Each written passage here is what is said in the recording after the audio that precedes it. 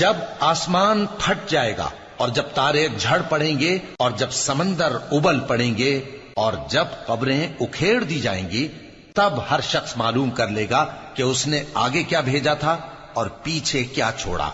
اے انسان، تجھ کو اپنے رب کریم کے بارے میں کس چیز نے دھوکہ دیا؟ وہی تو ہے جس نے تجھے بنایا، پھر تیرے اعضاء کو درست کیا اور تیری قامت کو معتدل رکھا، جس صورت میں چاہا تجھے جوڑ دیا۔ مگر افسوس تم لوگ جزا کو جھٹلاتے ہو، حالانکہ تم پر نگہبان مقرر ہیں، یعنی معزز کاتبین۔ جو کچھ تم کرتے ہو وہ اسے جانتے ہیں۔ بے شک نیکوکار نعمتوں کی بہشت میں ہوں گے اور بدکردار دوزخ میں، یعنی جزا کے دن اس میں داخل ہوں گے اور اس سے چھپ نہیں سکیں گے۔ اور تمہیں کیا معلوم کہ جزا کا دن کیسا ہے؟ پھر تمہیں کیا معلوم کہ جزا کا دن کیسا ہے، جس روز کوئی کسی کے کچھ۔ تم پر تمہاری مائیں اور بیٹیاں اور بہنیں اور پھوپھیاں اور خالائیں اور بھتیجیاں اور بھانجیاں اور وہ مائیں جنہوں نے تم کو دودھ پلایا ہو اور رضائی بہنیں اور ساسیں حرام کر دی گئی ہیں، اور جن عورتوں سے تم مباشرت کر چکے ہو ان کی لڑکیاں جنہیں تم پرورش کرتے ہو وہ بھی تم پر حرام ہیں۔ ہاں، اگر ان کے ساتھ تم نے مباشرت نہ کی ہو تو ان کی لڑکیوں کے ساتھ نکاح کر لینے میں تم پر کچھ گناہ نہیں۔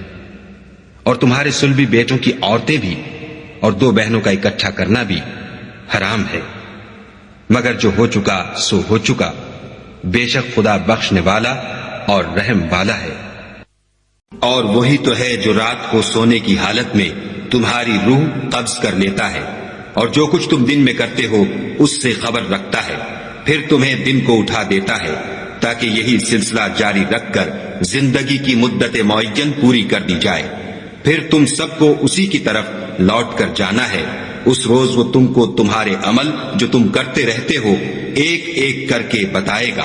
اور وہی تو ہے جو اپنی رحمت یعنی مہ سے پہلے ہواؤں کو خوشخبری بنا کر بھیجتا ہے، یہاں تک کہ جب وہ بھاری بھاری بادلوں کو اٹھا لاتی ہے تو ہم اس کو ایک مری ہوئی بستی کی طرف ہانک دیتے ہیں، پھر بادل سے مہ برساتے ہیں، پھر مہ سے ہر طرح کے پھل پیدا کرتے ہیں۔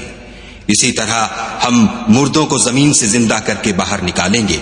یہ آیات اس لیے بیان کی جاتی ہیں تاکہ تم نصیحت پکڑو۔ جو زمین پاکیزہ ہے اس میں سے سبزہ بھی پروردگار کے حکم سے نفیس ہی نکلتا ہے، اور جو خراب ہے اس میں جو کچھ نکلتا ہے ناقص ہوتا ہے۔